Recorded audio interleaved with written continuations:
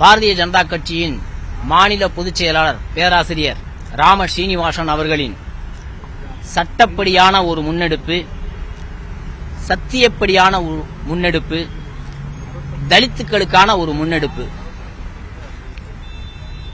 முரசொலி அறக்கட்டளை வைத்திருக்கக்கூடிய இடம் பஞ்சமி நிலம் என்ற அடிப்படையில் பேராசிரியர் ஸ்ரீனிவாசன் அவர்கள் கொடுத்த மனு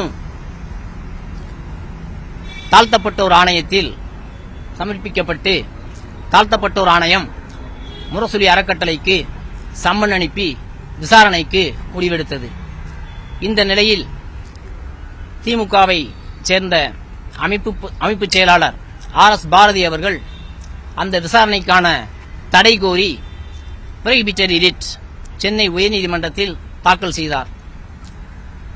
அனைத்து தரப்பு வாதங்களையும் கேட்டதன் அடிப்படையில் பாரதிய ஜனதா கட்சியின் மாநில பொதுச் செயலாளர் ராம ஸ்ரீனிவாசனுடைய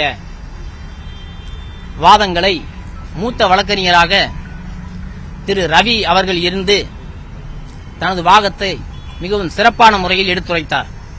அந்த வாதத்தின் அடிப்படையில் ஆர்.எஸ். பாரதி அவர்கள் தொடுத்த இந்த ப்ரோஹிபிஷன் ரிட் டிஸ்மிஸ் செய்யப்பட்டிருக்கிறது. கமிஷனுக்குரிய முழு அதிகாரமும் உண்டு என்றும் அதன் அடிப்படையில் பிரஸ் நோட்டீஸ் இஷ்யூ பண்ணப்பட்டு முரசொலி அறக்கட்டளைக்கு எதிராக விசாரணைகள் தொடரலாம் என்பது இன்றைக்கு உயர்நீதிமன்றத்தினுடைய உத்தரவாக இருக்கிறது. அடுத்த கட்டமா அவங்க தான் செய்யணும். அவங்களுக்கு தான் அடுத்த கட்டமா விசாரணை தொடங்கும். தேசிய கமிஷன் வந்து சம்மன் இஷ்யூ பண்ணும். அதாவது முரசொலி அறக்கட்டளைக்கு சம்மன் இஷ்யூ பண்ணும். they have to answer before. Okay, thank you. விசாரணை தொடரலாம். சொல்லுங்க. விசாரணை தொடரலாம். ஆமா ஆமா ஆமா ஆமா. அந்த ப்ரொசீஜர் அதாவது அது கமிஷனுக்கு இருக்கும். அந்த ப்ரொசீஜர் வந்து கமிஷன்ல இருக்கும். அதாவது அப்படிப்பட்ட பொசிஷன் வந்து கமிஷன்ல இருக்கும். அதாவது ஒரு கம்ப்ளைண்ட் வந்துச்சுன்னா எந்த அடிப்படையில் நாம விசாரிக்கணும், எந்த அடிப்படையில் சம்மன் இஷ்யூ பண்ணணுங்கிறது அது கமிஷனுக்குரியது. we have to ask that. புரியுது. ஆனால் விசாரணை தொடரலாம். அறிவிப்பு கொடுத்த பிறகு விசாரணை தொடரலாம். செல்லாதுன்னு சொல்லல.